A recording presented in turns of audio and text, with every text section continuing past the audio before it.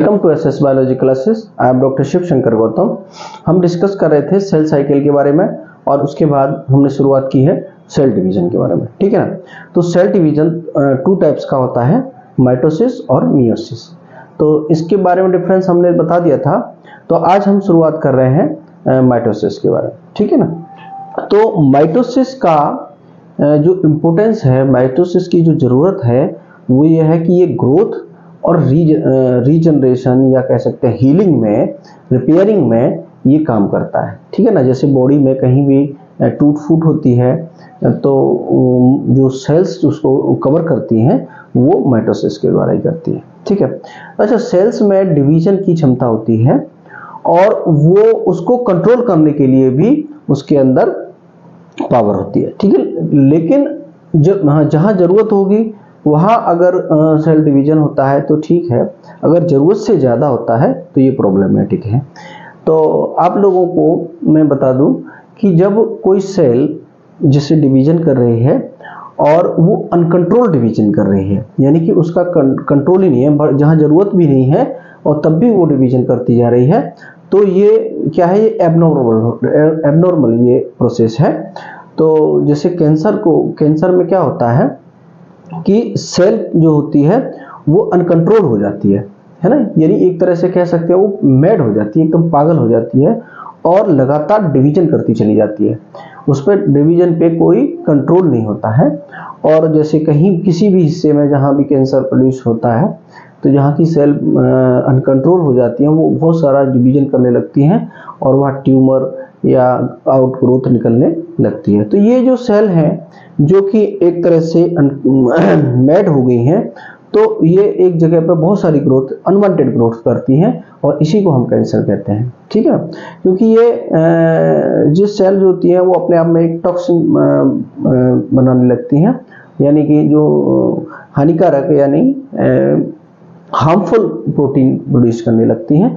तो जिसकी वजह से हमें शरीर के अंदर जैसे ये बढ़ता जाता है, जब ब्लड स्टेना है तो क्या है इसमें, जब देखो ये माइटोसिस से जो डिवीजन हो रहा है अगर वो कंट्रोल्ड है तब तो हमारे लिए यूजफुल है, अगर ये अनकंट्रोल हो जाता है तो ये कैंसर का रूप ले लेता है। ठीक है ना। तो ये एबनॉर्मल कंडीशन हो गई। अभी हम बताते हैं कि नॉर्मली जो सेल डिवीजन होता है वो कैसे होता है। तो माइटोसिस के बारे में दो तीन चीज बातें याद रखना कि पहला तो ये है कि ये सोमेटिक सेल्स के अंदर होता है। ठीक है। और एक से इसमें दो सेल बनती हैं।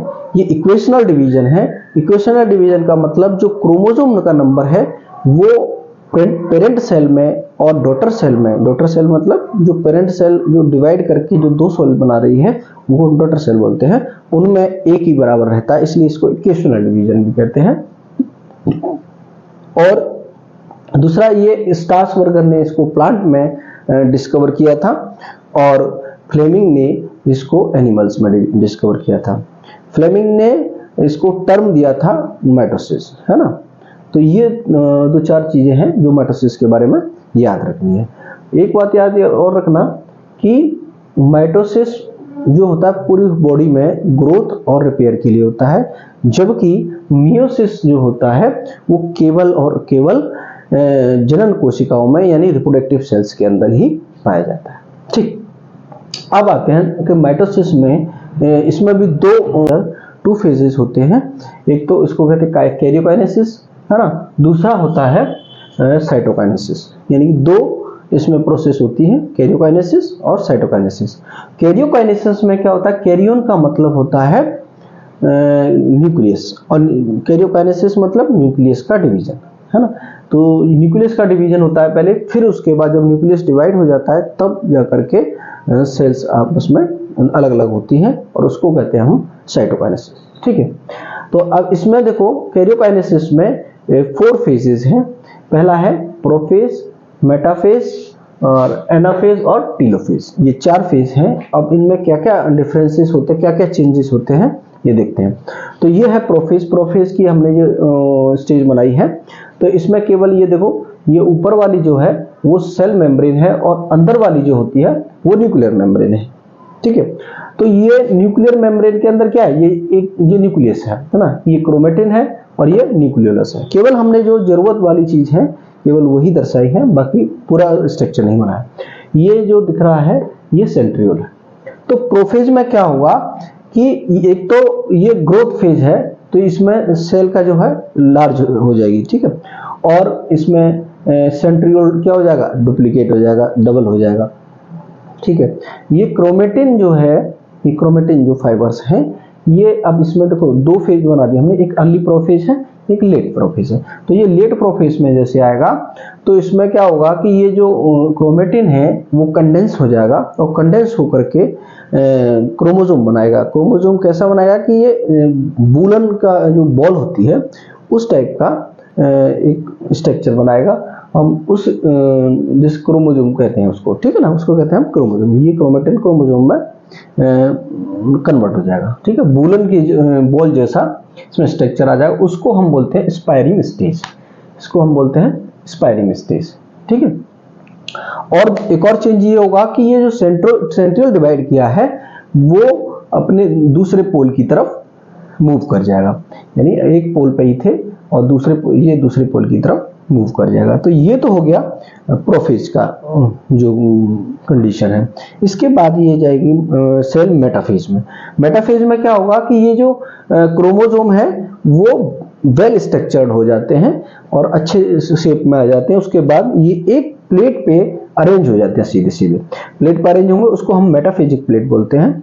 और ये सेंट्रियोल जो है अपने अपने पोल पे पहुंच जाते हैं, सेंट्रियोल दोनों अपने पोल पर पहुंच जाते हैं और इनसे एस्ट्रल रेज निकलती हैं, एस्ट्रल रेज निकलती हैं जो कि अटैच हो जाती हैं जाकर के क्रोमोसोम से दोनों तरफ से, ठीक।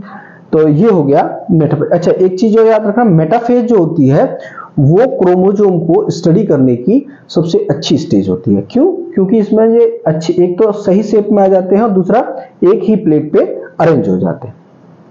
अब इसके बाद देखते हैं मेटाफेज के बाद नेक्स्ट है एनाफेज। एनाफेज में क्या होगा कि ये जो क्रोमोसोम है इनसे जो स्पेंडल फाइबर्स निकले हैं जो काइनेटोकोर पे, देखो ये और एक और चीज बता देता हूं कि जैसे ये मान लो क्रोमोसोम है,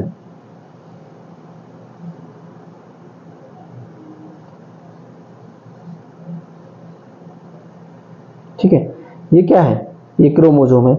तो ये है सेंट्रोमियर, इसके दोनों तरफ होता है काइनेटोकोर। अब ये जो स्पिंडल फाइबर्स निकली हैं ये इस काइनेटोकोर से अटैच हो जाती है। किससे अटैच हो जाती है? काइनेटोकोर से। ये स्पिंडल फाइबर्स हैं और ये दोनों क्रोमेटिड्स, ये सिस्टर क्रोमेटिड्स हैं, इनको अलग अलग खींच लेती हैं, है ना। ये भी काइनेटोकोर है, इधर से चिपक गई, ये इधर से अटैच हो गई और दोनों को अलग अलग खींच लेती हैं। तो यहाँ पे ये ऐसा ही हुआ कि ये काइनेटोकोर से यहाँ पर आकर के अटैच हो गई है और यहाँ से इसकी अपलिफ्टिंग स्टार्ट हो जाती है और जो सेंट्रोमियर है वो डिवाइड हो जाता है, स्प्लिट हो जाता है। स्प्लिट होकर के तो एक सिस्टर क्रोमेटिड ऊपर चला गया, एक नीचे चला गया, ठीक है। अपने अपने पोल्स की तरह मूवमेंट इनका स्टार्ट हो जाता है। एक चीज और बता दें जो हमने इसमें नहीं बताई थी कि इसमें एक चेंज ये और होता है, ये आपको दिख भी रहा होगा कि ये जो न्यूक्लियर मेम्ब्रेन है यहाँ डिसअपियर होने लगती है लेट प्रोफेज में आते आते, और जो मेटाफेज में आते आते ये न्यूक्लियर मेम्ब्रेन जो है बिल्कुल डिसअपियर हो जाती है और न्यूक्लियोलस भी डिसअपियर हो जाता है। ये इसी में याद रखना। अब यहाँ से जो डिसअपियर हो गए हैं यहाँ तक नहीं दिखेंगे, ठीक है। तो ये अच्छा, इसमें एक एनाफेज में एक बात याद रखने वाली ये है कि इसमें क्रोमोसोम का शेप अच्छा दिखाई देता है, ठीक है ना। एक शेप अच्छा दिखाई देता है क्योंकि जैसे ही ये ऊपर की तरफ खींचता है तो जैसे हमने पहले बताए थे कि क्रोमोसोम के शेप वी शेप का है, एल शेप का है, जे शेप का, आई शेप का। वो कैसे डिसाइड किया था? क्योंकि उसमें जो क्रोमोसोम सेंट्रोमियर का जो पोजीशन है वो डिसाइड करता है कि उसकी शेप क्या होगी। बीच में है तो वी शेप का, थोड़ा ऊपर है तो एल शेप का। इस तरह से इसमें स्टडी करना है अगर शेप को तो एनाफेज में स्टडी करेंगे, है ना। तो ये इसमें इतना ही है कि ये अपने पोल्स की तरफ क्रोमेटिड्स, सिस्टर क्रोमेटिड्स जो अलग अलग पोल्स की तरफ मूवमेंट कर जाते हैं, ठीक है। अब नेक्स्ट देखते हैं टीलोफेज। टीलोफेज में क्या होगा, ये अपने पोल पे पहुंच जाएंगी, ठीक है ना। पोल पे पहुंच जाएंगे क्रोमोसोम्स और इसमें न्यूक्लियर मेम्ब्रेन अपीयर हो जाती है, रीअपीयर होती है, और न्यूक्लियोलस भी रीअपीयर हो जाता है। ठीक है, तो ये जो है फिर से अनकॉइल हो जाते हैं, कौन, क्रोमोसोम्स फिर से अनकॉइल होकर के दोनों अलग अलग जो है न्यूक्लियस रेडी हो गया यहाँ पे। ठीक है ना, तो ये तो यहाँ तक हो गया, क्या कहेंगे इसको, कैरियोकाइनेसिस कंप्लीट हो गया, ये एंड फेज हो गया। ठीक, अब इसके बाद जो सेल है वो साइटोकाइनेसिस करेगी। ठीक है, साइटोकाइनेसिस का मतलब है कि अलग अलग हो जाएगी, दो सेल में बनेगी। तो ये देखो, ये तो मैंने एनिमल में बताया था, एनिमल में कहते हैं फरो मेथड। एनिमल में जो सेल डिवाइड करती है वो करती है फरो मेथड से। इसमें क्या होगा कि ये सेल मेम्ब्रेन है, यहाँ से सेल मेम्ब्रेन में दोनों तरफ से डिप्रेशन बनने लगता है और अंदर की तरफ बनता है, तो इसलिए इसको सेंट्रीपिटल मूवमेंट बोलते हैं। ठीक है, सेंट्रीपिटल मूवमेंट इधर करेगा, है ना, तो ये सेंट्रीपिटल मूवमेंट करता है और इसको फरो मेथड बोलते हैं। ये एनिमल्स के अंदर इस तरह से अंदर जाएगा और दो सेल अलग अलग बन जाएंगे। ये क्या है, ये डॉटर सेल। ठीक है, अब थोड़ा सा अंतर ये होता है कि ये है प्लांट सेल बनाई हमने। प्लांट सेल में क्या अंतर होता है कि ये बीच में से स्टार्ट होता है बनना, फ्रेगमोप्लास्ट बोलते हैं इसको। तो ये यहाँ से सेल प्लेट बनना शुरू होता है बीच में से और दोनों तरफ बनती है, तो इसको हम कहते हैं सेंट्रीफ्यूगल मूवमेंट, है ना, सेंट्रीफ्यूगल होती है। ये फ्रेगमोप्लास्ट भी बोलते हैं इसको हम, और सेल प्लेट भी बोलते हैं ये, और मिडिल लेमेला भी कहते हैं। इस तरह से ये दोनों सेल्स अलग हो जाती हैं, तो ये होता है साइटोकाइनेसिस। ठीक है ना, तो इस तरह से माइटोसिस यहाँ कंप्लीट हो गया, एक से दो सेल बन गई, और जो क्रोमोसोम की संख्या है जो पहले थी वही इधर भी होगी। ठीक है, अब नेक्स्ट क्लास में देखेंगे मियोसिस के बारे में। Thank you.